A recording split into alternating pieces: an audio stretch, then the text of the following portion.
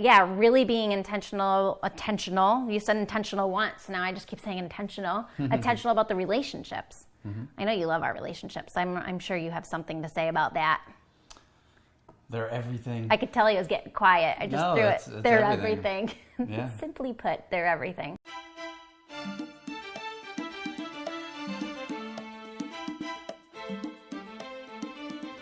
Hello, I'm Sam. I'm Brandon. And this is the Middleton Methods podcast, where you get to be a fly on our wall to get tips, gain insight, and laugh at our expense. Hardy.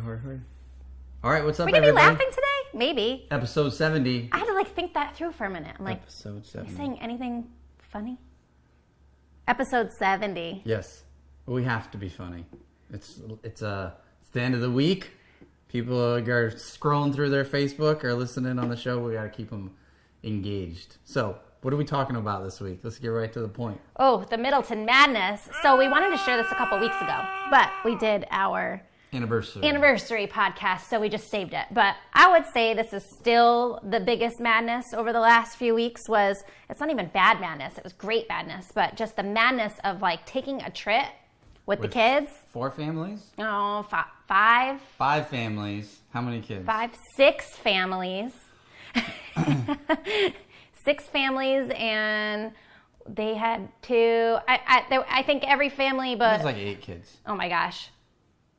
10 kids, I think. Yeah, it was a good time.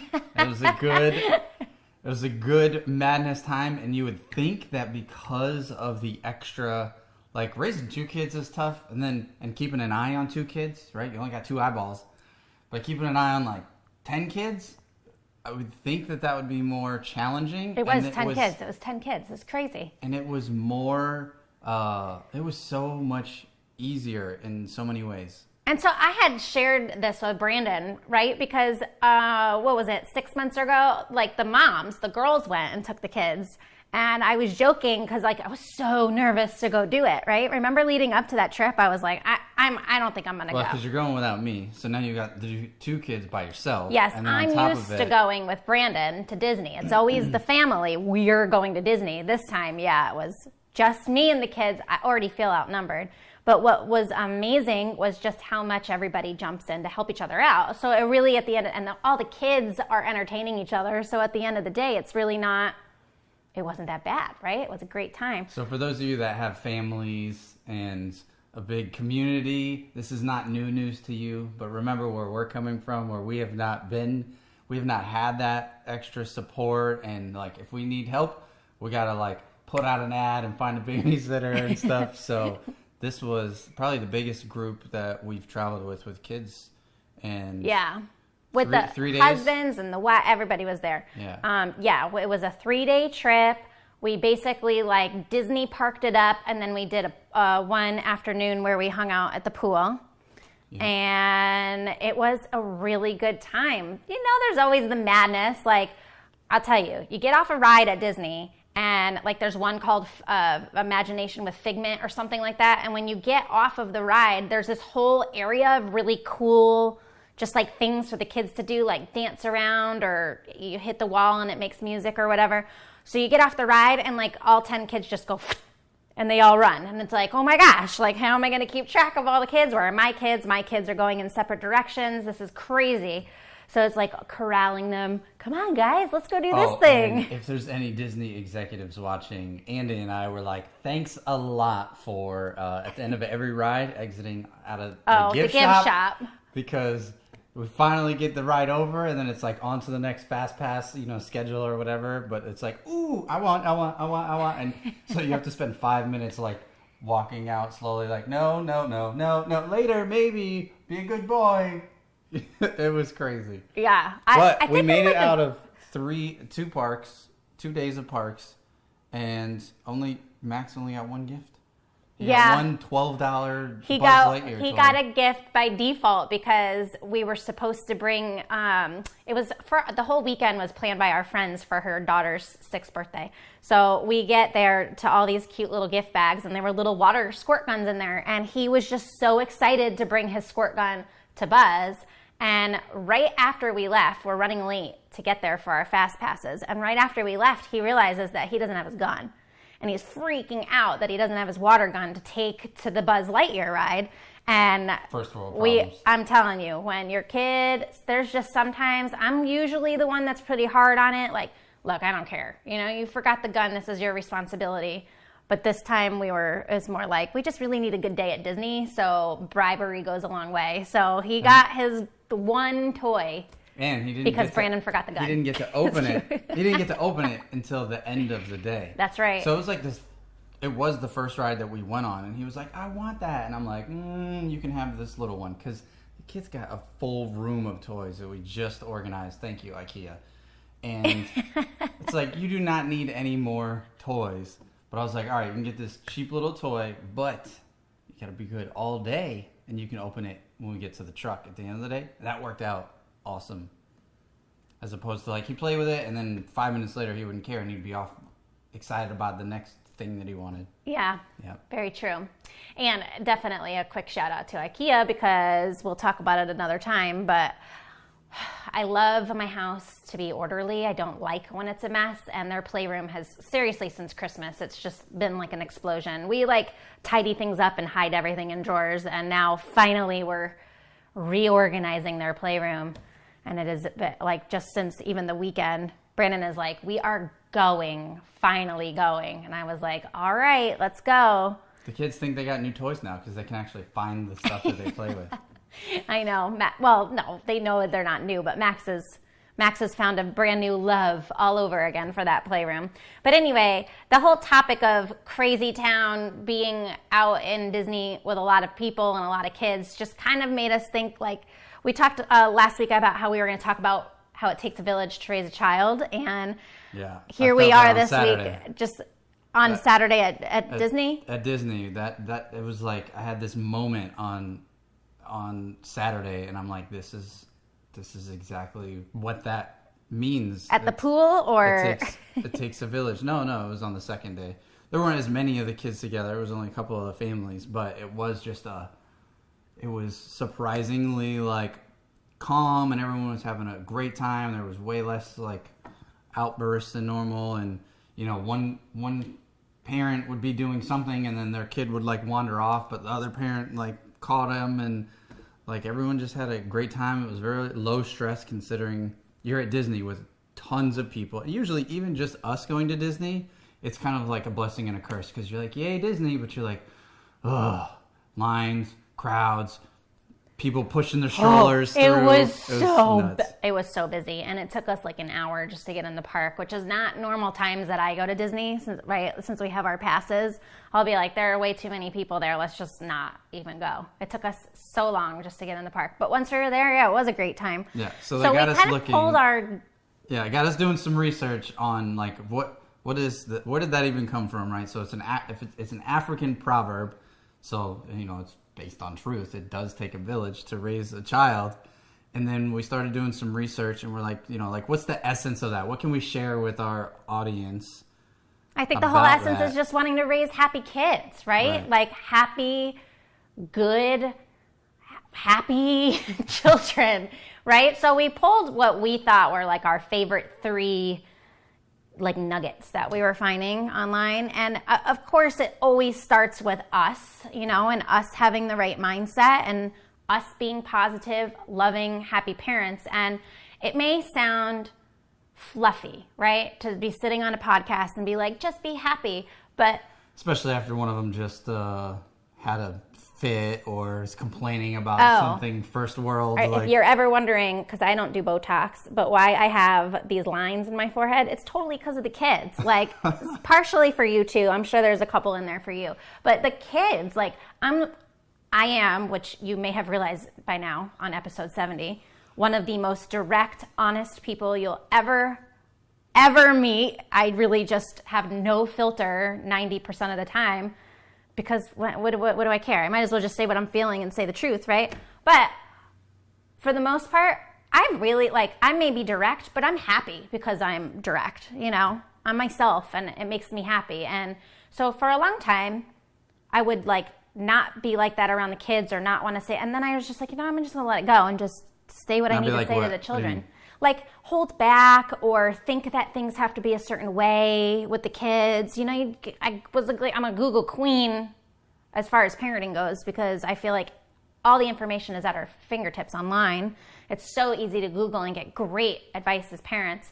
But there's so much information out there, it can really be overwhelming. That's and one of the most important things I've always read over and over and over again is, and that we've experienced just in our marriage and everything, and as parents, is just as much happiness as we bring to the table is as much happiness is going to pour into those kids, and it comes back to us. So how do we keep a positive attitude, which is not all the time, it's just more often than not. How do we keep that positive attitude with the kids even during hard times?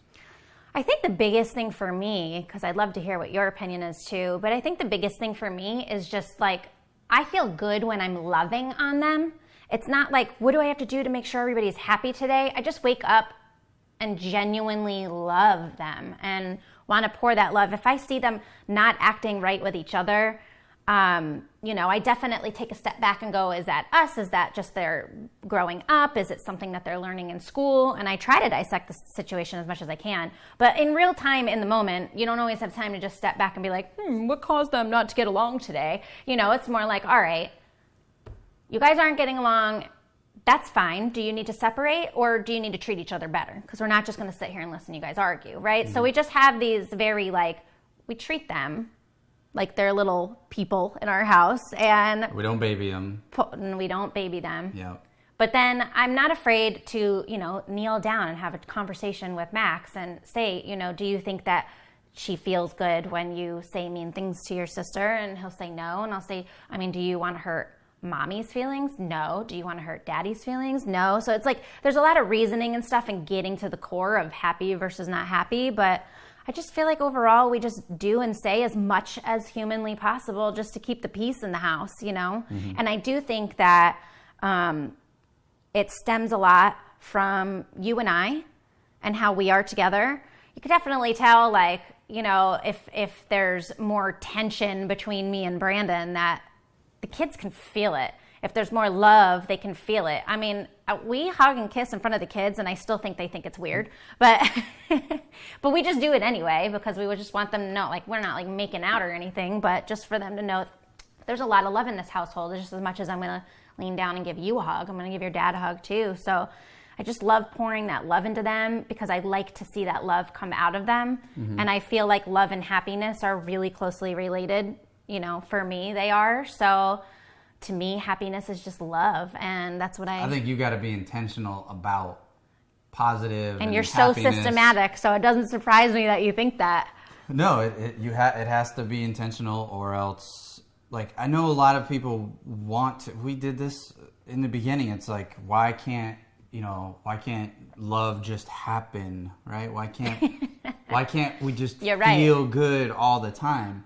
And the truth is, I'm sure we should probably bring on a psychologist expert, some sort of scientist to break down what actually goes on in the brain, but because it's the feeling, it comes and goes, mm-hmm. right? And so if you're just relying on that very unpredictable dynamic, you're going to be disappointed. So we had this practice a lot, for 13 years before having kids, of early on in the relationship, everything's all honeymoon-like, right? Puppy love and everything's great. And then kind of in the, middle of the relationship, or after our 3-year mark, it's like, dang, I have to be intentional about, I have to give a kiss or a hug. If I want to get what I want, I got to remember to do what she wants. You make it look like a dang hard chore over there. What kisses and hugs and love leads to, right? Exactly. Well, not every time. You can't expect it every time. Not every time. You're right. So you have to be like, oh, I gotta do this if I want that. I gotta do things when I don't feel like doing them, so that I'm making a deposit that hopefully will, all work out. It's the same with the kids. I know that they're acting crazy right now, but if I only look at this situation, or they're, not in the greatest mood, or they're fighting with each other, we have to take those times to almost program them, like totally change the situation by being intentional even when we don't feel like it, right? I'll tell the kids last night, I did not want to read the book last night. I was tired. I'm tired. I know you try. How about you read a book to Peyton while I read a book to Max? And I was like, how about you just read a book to them together? It's one book and they get to spend more time together. I read, though, that there's this huge study done that fathers reading to their kids makes an impact on all these things. And they loved it and they really were happy. Right. I was happy when it was all done, but the thought of like, I'm tired, it's been a long day, and they went to bed, like 20 minutes later than normal, so it's like, oh, this is a perfect excuse to not do it today. So there's just a lot of with kids, there's lots of moments throughout every single day where you're like, oh, I could take the easy way, or I could be passive about this, or I can stop, be intentional. And that's really goes in the whole part of, it starts with us, right? And Brandon and I are so opposite. We do bring different things to the kids, which I think is a beautiful thing. You bring more of that like system, intentional, okay, let me go read to them. Let me go take them out to play with their cars. And I'm just like, come here, let me hug you and cuddle you and love you and kiss you and tell you how much you mean to me. And it's two different sides that we bring to the kids. So I feel like overall, I don't ever knock you for what you're doing or vice versa.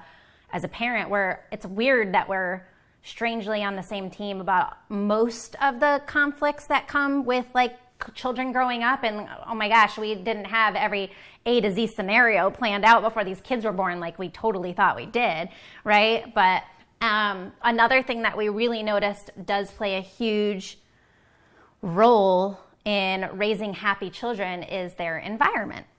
And not just home, like we just talked a lot about home. So let's talk about some outside. I know a lot of, sorry, this is like, you got something there. School's a great one. I'm going to probably keep a lot of my comments to myself about schools right now. But I notice things with schools and the schools that the kids have been in so far, and pros and cons to different types of scenarios. That means daycare too.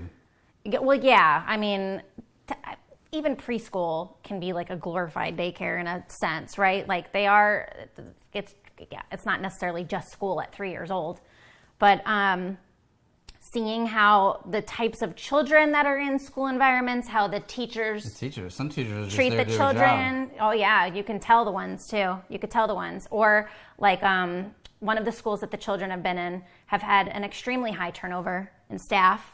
And I just have been really in tune to seeing those things going, well, what is it? Is it a challenge with admin? Is it just they're not hiring the right people? Are the kids terrors in school? Like, are my kids horrible and making them want to leave? What is it, right? But I noticed that in Peyton's school, it looks like those teachers have been there for freaking ever, right? Mm-hmm. And her teacher is so loving. I mean, talk about a woman that has a sweet tooth for her children in there, and Max is going to have the same teacher next year, so I'm stoked about that. But yeah, school's a good one. Church. Let me talk about school for a second for the practical side of it, because I have much like health insurance. Obviously, I overanalyze all these situations that the kids are in. Like, oh my God, am I doing the right thing as a parent? That is a big check to write every month to put the kids in private school as opposed to letting them stay home or putting them in like a cheap daycare. And correct. What has helped me is watching the return on that investment, right? Yeah. And be very practical.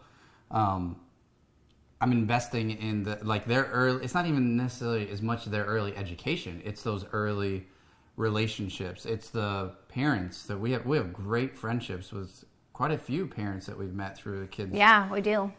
School, and that environment is huge. And then the kids at that school, they're bumping into their friends at church. And they love it. It's so sweet. Mm-hmm. It's so sweet. Peyton sees her friend at church, and like she actually has a friend from her old school and a friend from her new school, and they're all in the same church class together. So she just has a ball when she sees them both, because she'll just come home and say how she saw both of them. It's so great to see them. It's so adorable. Talking about it takes a village, right? So they have school during the week. We've got church most weekends, and they're seeing, there's different teachers and different, people help. It's only an hour on and so Sunday, we're sharing these things, right? But let's be intentional for a minute, as you like to say, because for me, it's not easy. Like I'm very social. Once I start talking, I can talk for days once I start going. But actually taking initiative to try to mind read whether I'm going to like a parent or not before I go talk to them is a very hard feat for me. So I tend to just kind of and we're always in a rush to get to the next thing in our lives because we're busy people. So I have to remind myself to take a step back. And this is just to all you parents out there. We had to be intentional about making those relationships with the teachers and the parents. It wasn't just they just magically became friends with us. We put the time in to get together with them, and right, the environment is important to us. So being really intentional. If you don't know how to meet parents, maybe ask the school if they do anything. I know you've met some people through dad breakfasts or whatever. Oh yeah, dads, check out allprodad.com. I'm not sure if it's just a Florida. Is it? No, it's nationwide thing. And if you don't have those types of things in your community, just like we moved back to Tampa, we really didn't have a network. We really didn't have any relationships here. Nothing like they are today. Right. We just knew a lot of people here. Right, but be the one that's willing to host a dad breakfast, and All Pro Dads has a whole curriculum. You can just do it. There's all types of things that you can do to proactively cultivate those relationships. Yeah, and so relationships really is our third big thing that we wanted to share today. And it's not just about the environment that the kids are in, right? It's easy to make a kid happy when you take them to Disneyland or Disney World, right? But the people that you're around are so important. So most important. We were saying it's important for us to have a good mindset, and then it's important for the kids to be in an environment that they're going to thrive, right?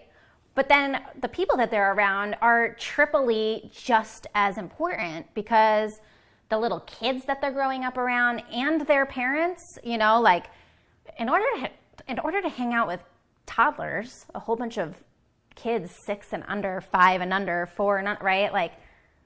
We have to like their parents, because it's not we just drop the kids off at a birthday party. Every birthday party, the parents are there at this age. You really and we're really intentional about hosting things at our house and having multiple families come over so that we can just have really good times as groups. But yeah, really being intentional. You said intentional once. Now I just keep saying intentional about the relationships. Mm-hmm. I know you love our relationships. I'm sure you have something to say about that. They're everything. I could tell he was getting quiet. I just threw it. They're everything. Yeah. Simply put, they're everything. That's it. Relationships are everything. And you can't force relationships, obviously, but you can create an environment and be aware of, where your kids go to school and where they hang out. And I don't want this to come across we're those parents who are gonna try to structure everything so perfectly and build this little bubble around our kids. That's not it at all. But you can set up at least a few of the right things. For me, it's the kids get a benefit from it, but my transparency is it's pretty selfish, for me. Right. I want happy children. I don't like them whining and complaining. I want a happy husband. When they're whining and complaining, he's a big grump.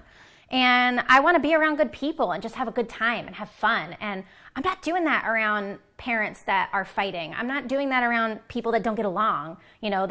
Bring groups of people together, and sometimes some people don't gel. I just will do separate things with them, or maybe I don't get along with somebody after a little while. You just learn things about people. But those people that are gems, they're really good people. I love getting them together. Or just hanging out in separate groups. We don't have one group of friends. We have what about a few different circles. What about those people that might feel bad about excluding? I was about to say something just so blunt. Should I just say it? No, seriously, excluding people. Because if I wasn't with you, I would think if I got invited to a birthday party or if the kids wanted to hang out with such and such, I would just want to say yes to everything. So you kind of help with that filter a little bit. So are you talking more about like when we're scheduling and I don't say yes to everything we could go to, or are you talking about when we host something and I don't invite the whole world over? The first one. Okay, because you go both ways on that one. He'll be like, "Can we just invite everybody?" And I'm like, "Not everybody will get along," which is really true story. Okay, when we have so much going on, how do I choose? I don't make the decision by myself. Mm-hmm. You know, I think that's the biggest thing. Like, I don't think it's fair in business if you made every decision without coming to me, right? Like, I wouldn't think that was fair. Or financially, we make decisions together as well. And I feel like with like the relationships, like, well, that's what I'm saying. There's always a birthday party. There's always but let me finish. That's the same thing with our circle of friends or the things that come up on the calendar. It's important for me to talk to you, talk to the kids. I do include everybody. I don't just like put things on the calendar and go, well, that's it. End of the day, I made the decision. Let's go, right? So like everything, we kind of try our best to do decisions together as much as we can. I mean, it's not always in our control to sit down and have an hour-long meeting like Brandon would probably do and analyze why all these things that are on our calendar, what's the best way to go. But I can narrow it down to one or two things if I need to. And I know my family pretty well to intuitively just go, we're going to have the best time here. And I don't feel bad because those, you know, the right people, you're going to be where you're meant to be. The right people are going to be in that situation. If I don't show up at somebody's house, I'm not that vain about it. You know, I think that's kind of vain to think like, oh, are they going to feel bad that I don't show up? That's just like a vanity thing. I think when there's multiple things going on, you just have to prioritize what's best for you and your family. And if people judge you or overreact, you just got to be willing. It's none of your business anyway. Right. And maybe they're not the right friends. It could be a learning lesson all in itself about the people that you're around, right? Mm-hmm. So, I mean, I don't sweat that stuff. It doesn't, like, it's impossible. It's impossible to spare everybody's feelings when there's 4 different things going on at the same time on the same day. You just got to look at the 4 things going on and you go, which one does my family want to go to? And you pull the trigger on it. And then you just let it go and you don't have any feelings about the possible feelings of possible things that may not even be happening. Well said. Did that make sense? Take what you want, what you don't want, don't take. It was good. All right. Let's do a Brandon's No BS business tip. Let's talk about culture, right? Is that what you wanted to talk about? Company culture, which is, for us, is like not a very big company, like team-wise. Like we don't have a lot of outside resources, but a couple of years ago, we started making big shifts in our business and stuff to only be around and cultivating our like fruits of our labor with people that we want to be doing it with, right? Yeah, and don't forget, you're going to share 16 after this. Yeah, I know. Because they actually connect. Oh, okay. So yeah, I've been, just full transparency, I have not been the best leader in business. I have realized in the last couple of years that I've always had a big vision. I've always been willing to work hard. I've never asked, team members to do anything I wasn't willing to do by myself. I've always had a lot of the right pieces in place. That's why we've done well. But you get to a certain level and the people that helped you get there aren't the people that can help you go unless you make a change. So I started digging more into that and I thought, it's a lot of leadership training. And yes, there's some great things that you can learn about leadership training, but I wanted to share another podcast with you. So Dave Ramsey, you may have heard of him, right? He's the... You may have heard of him. Right? He's the financial guy. But he has a whole department of his training called Entree Leadership. There's a great book called Entree Leadership. But I just want to share this one podcast with you. I encourage you to go download it. Is it entree or entre? Like, I think they say entree. Like dinner? No, not like dinner. Yes, like entrepreneur leadership. It's entre. So there's a podcast called ENTRE Leadership. I'm just teasing. Episode 256. Episode 256. They interviewed one of the co-authors of the book Crucial Conversations. So that, I haven't read that book yet, but that podcast is only like 20 minutes. They did a really great job of kind of summing up another book that I've been reading called The Culture Code.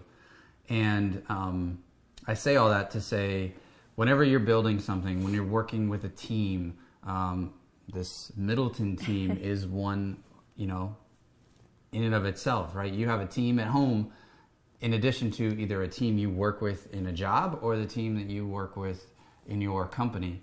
And the culture is really what helps grow the people, what really is the difference between working a job or growing a business to make money and growing a business and enjoying the people that you're around all the time. Right. And coming up with new ideas. They gave an example in the book about Google versus, forget the other name of the company. Oh, There's yeah. a similar company to Google in their early years. And this one company was very strict, like IBM, everything was process, and it was like departments. And what the big internet search engine was. What was it? Anyway, I know it's not important, but now I need to Google it. I want to say Unbounced, but I know it I'm like something reaching like for my phone to Google it. But the point is that company was set up with committees. Everything had to be approved, and that's easy to do. Look, I'll be the first to admit that when I hired our first employee, it was, how much do you need to pay all your bills? Here's the work that needs to get done. You do this work.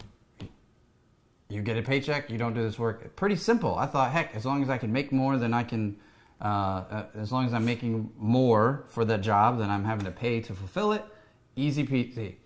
And while that's great, it's not enough, like I said, to help build a culture where innovation and new ideas and, heck, just a good time. So the culture at Google was very different. They had days where they could just work on their own projects, and there wasn't this order, this hierarchy of like, like subordinates and their managers and stuff, right?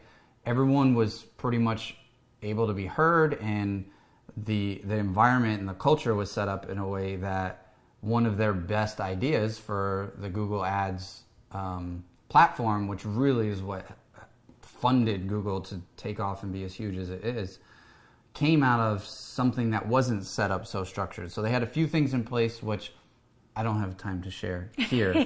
So just go listen to that. Yeah. The things that I took away from it were three.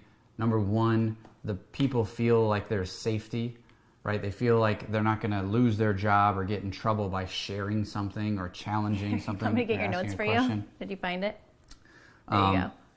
Safety. Creating a safe environment for, people to be curious. Like I said, ask questions. The second was vulnerability.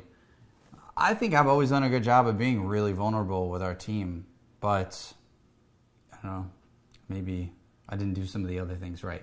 But I'm being able to be vulnerable and share concerns about things, and just kind of like wear your heart on your sleeve, is really important. And then the third thing they said was purpose. Everyone will do so much for a paycheck, but a paycheck is not what's really going to drive people to stay up late, Amen. Work late. So true. Come in early, think about new ideas and think about ways to be more efficient, or refer their friends that are like them to the company. Like, you don't get any of that if you're not sharing, or they don't feel like they're part of a bigger purpose, or that their position has a purpose. So safety, vulnerability, and purpose. You want more information on that, go check out that podcast, episode 256. It may take less time to listen to that than listen to his notes on it. The book is 8 hours. The book is 8 hours. Babe, so. I'm just teasing you. Hey, I'm just being vulnerable, okay? This is something I'm chewing on for months. This has been in your brain for a few weeks now, and I dig it. I like going back and forth about this stuff with you. So you got a marriage minute that actually can tee off and help with this. So, Brandon's like very analytical and like process driven, and I'm really like feelings, and we already know this. You can watch any podcast and see the difference between the two of us on there. But it is a whole nother thing to take, the 100th personality test that we've ever taken and get that validation again. And I never get sick of taking these things with you. Mm-hmm. I love, I think that it can be a fine line.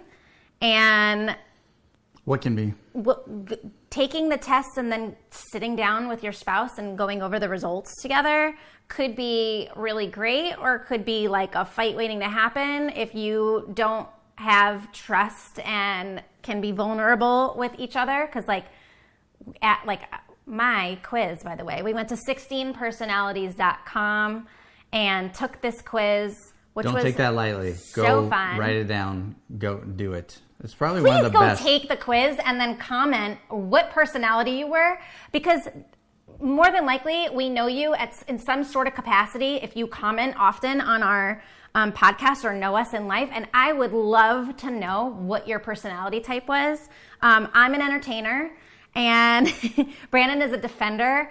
And I kid you not, when you look at these two side by side, it is like, how in the world do Brandon and Sam even have a relationship after 17 years when you see such opposites? But I'm telling you, when there was a certain point in our relationship where we started to really notice and embrace that we were different.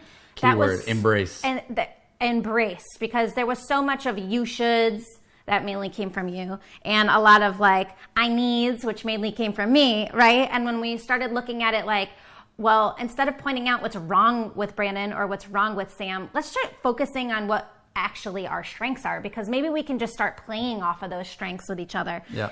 Total game changer for us. So every once in a while, I love sitting down with Brandon and doing something like this again when a good one falls across our lap. We did take like an animal personality one, which is a variation of the DISC test. That was fun. Like, we always joke around about how I'm a gorilla. That was with the animal assessment. It just is that I'm more red dominant personality type on the DISC test, right? And there's an animal associated with it. But 16 personalities was cool, fun. Even the way, like, because they say I don't take criticism very well, which is totally true. And I'm a feeler and I can react really fast to things. But overall, I am a good person at like seeing opportunity, jumping on it, seizing it, and becoming successful from those opportunities. And I just see those things where he's, so I'm not as structured, funny enough, because we're so structured in our life. And I think it's because here's a great opportunity. Here's a great idea. Go do it. Yes, I'm a delegator. Yes, the entertainer is a total delegator. They want to like have all the ideas, but they don't actually want to go do the work, which is true. I am totally like that. And you are more process driven. You don't want to have to think of the ideas necessarily. You just know that you can execute on this stuff like a champ. And really, when you think about all the stuff over the years of us building our business, it's exactly what we've done, right? We sit down and we brainstorm, we come up with these great ideas, and then you've gone off with the team and for the most part have executed those things with little of me jumping in to help. It just depends on the project and what we're doing, right? But I have to actually really want to do it, or I don't. I avoid it like the plague. So it was just interesting to take this test and sit down and go over it with you and just see like things that we already know, but it's such a good reminder anyway. Yeah, it does. It helps to create a better culture at home. It helps to create a better culture when we're working together in business. Well, by having something in black and white that I can actually see, like I can see that you have a strong personality, right? But if I see it in my life, in an example where I don't like it, I'm going to go, oh, I don't like that she does this. I don't like that part of her personality. But when I see it in a... I don't take criticism very well, Brandon. No. But when I've seen it on these tests, it's showed me, one, well, there's a reason why, because it's not a part of, it's a weakness of my personality where I'm not that strong and direct. So one, I see, okay, that's one of my weaknesses. Now I can embrace that, not just because you and me together help fill that void, but I see real examples like, oh, I see how she reacts to this. I see that. And how can I strengthen more of those weaknesses in my own self? How can I be this way and this way, or more of this way, right? I'm always going to have the dominant personality traits, but that doesn't mean that I can't see where there's weaknesses and grow from them. So yeah, or even just playing off your weaknesses could be your spouse's strengths, and just playing off of those strengths. You can get better at your weaknesses, and you grow. Like you and I both grow in different areas every year, but at the core of it, I feel like this is probably, if I took this personality test 16 years ago, I would have had the same result, right? At the core, I'm still the same person, even though I can change some habits or whatever. So for me, what was most important is sitting down and going over these with Brandon again, just to remind ourselves, of taking the test is cool, but you gotta. Sit down, what, 2 hours or more. I mean, we sat down for a long time, and literally just we had both previously taken the quizzes. I think we had both skimmed our own results, and then we sat down together, and I read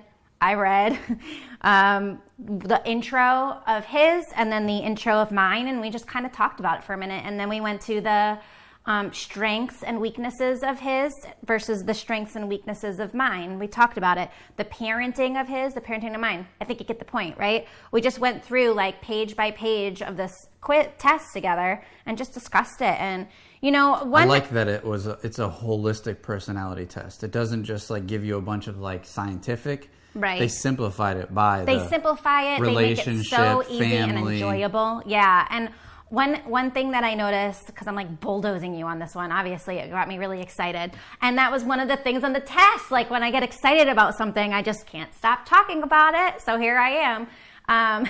Isn't that everybody? For days, like we do that after we do anything like this. For days we'll be like, that's what it said on your personality test, But one thing I do want to strike as a caution, it is not, I'm going to preface with, this is not something that happened to us, but I could see where it can happen because of past experiences between the two of us talking about our personalities. Is it's showing you good and bad things about yourself. It is showing you your strengths, but strengths and weaknesses, not good and bad. Okay, I view them as the good and the bad side of myself. So the strengths and the weaknesses of Brandon and the good and the bad of me. But because I think my weaknesses are faults in me in many ways, which is why I need this love and support of the things that you're strong in, because you counteract the things that I'm weak in, right? But you have to be really careful, and I just want to throw out this quick warning. When you're doing something like this with your spouse, don't be quick to jump on all those bad things every time you hear it. And like, it's funny, like we'll read something and go, haha, that's totally you, with both the strengths and the weaknesses. And just make sure to be well-rounded and fair, and not like sit down ready to judge the partner. Like, think before you talk, because it's so, when the truth is out there, it can be very easy to be like, aha, yes. And there's been a couple of times since then. You are very lucky I didn't overly react so fast. But there's been a couple I'm not lucky. You work on it. I do work very hard. Thank you. But yeah, a couple of times since then where he's said something specifically about the test, more like in a negative way about something I'm doing. And I'm highly sensitive to those things. So I have to just kind of be like, it's just him. He's just having a bad day or something. Okay, I'll just let it go. But it could escalate and go the complete opposite direction. I think I was joking on Instagram where I said, there's things you say or do, and I could go all Puerto Rican on you, I say, but I'm joking about it, right? Like in the past, I totally would have been that way. But the one thing that they say, like you can buy the more extended, you can keep the little free version, or you can buy the extended version. I think you bought it. I haven't yet, because I'm not as process driven. So when I'm ready to sit down and do it, I will. It's 159 pages. It's going to take me a while to read it. And 159 pages overwhelms me. And I said, no, thanks. Not right now. But the free one is not. It's a one-pager. Yeah. Pretty much. Yeah. Well, it's like one little page per section. It's pretty much one page. It's quick and consumable. Trust me. If I can read it, anybody can do it. So I don't know where I was going with that. Totally lost my thought, and it must not have been that important. So your next date night, or after you put the kids to bed, go to 16personalities.com and grab a glass of wine, or a bottle if you need it, or tea if that's your choice. If you're not a drinker. And just like we went out on the back patio. Weather's great this time of year in Florida, and just like go through them one by one, and you will have some great conversation. But heed Sam's warning of, this isn't our first time that we've done it, and we had a couple of moments where it could have been like, oh, this could go south. So set up a date night or set up an environment after the kids go to bed to do that. I promise. We want to hear from you, though. So that's your challenge, to do it before next week's podcast. Take that personality test. Tell me who you are. If you're curious how your results are similar to ours or different than ours, I know we share a lot on this podcast. Oh, I got but something. This personality test is like us sharing everything, right? So we can put a link to ours in the comments, and what it does is it'll let you take the test off of our link, and it'll show you it'll compare. So it says, it encourages at Not the to end. compare yourself. No, it says to compare with your friends. No, here's the reason to compare, though. It's not a... I know, you're about to take my point. I know it.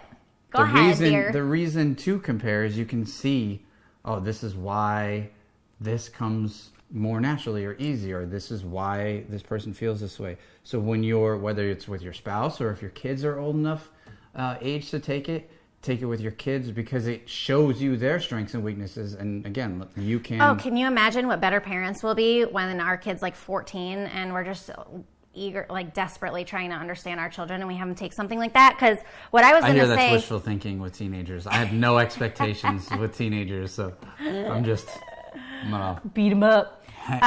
Buckle up. I think when you were talking about the comparing, I was going to say something similar, so I'll just wrap it up with a bow here.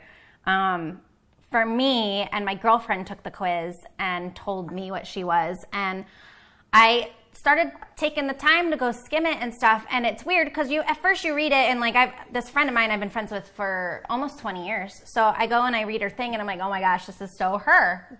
Strengths and weaknesses, right? Here they are, all there, and she's like, oh my gosh, this is so me, and I'm reading it, and I'm going, this really is so her. But what I thought was really beautiful, and especially, like, I've been friends with her for a long time. I just know her really well, right? So, but besides, like, just doing it with you, I thought that was really important for friendships, too, because things that I might take for granted or not realize, like, oh, I know she does that, but that really is a strength of hers. What a beautiful quality of hers that I may not have, like, thought about in a long time that she actually does for her friends and people in her life or as a parent. And then it goes the same on the weakness side, where I go, here's more places that I can step up as a friend or as a wife and help my spouse or my friend grow, where, like, I'm not just like jumping in to go fix them, but now I know when to catch in their down times why they might be down, because I just understood them a little better. Right. So it's so cool. That's why I want you guys to post what you are, because especially if we interact in person a lot, I just think it helps communication. I know it helps communication. For sure. I'm an observer anyway, so for me, like, just understanding people and knowing how they tick is like just uberly important to me. But and just because I want to get to know everybody better, I guess, right? It'd be fun. Anyway, sorry to ramble on so long, but that test is the bomb, so go take it. Yeah, there hasn't been much that we've on a growth level that we've sat down in the last few months for 2 hours and like really vibed off of. So no, that is says true. Something. All right, guys. Well, I think that's it. Takes a village to raise a child. Go check out the podcast that I recommended and take that quiz, and we'll be reading your comments below. Like we say every week, marriage, business, parenting, life. Hey, this stuff is work. It takes work. We're putting in the work to make it work. So I hope you got some rider downers this week. Take what you want, what you don't want, don't take. And please help us share this message. Go to iTunes, give us a review, and don't forget to follow us on Instagram at Brandon and Sam. That's where all the shenanigans are. And fun. We really do post a lot more on Instagram than Facebook of all our daily shenanigans. So check them out. It's much easier and faster. That's why. Easier and faster. Yeah. All right, guys. We'll see you next week for another episode of the Middleton Methods podcast. Take care.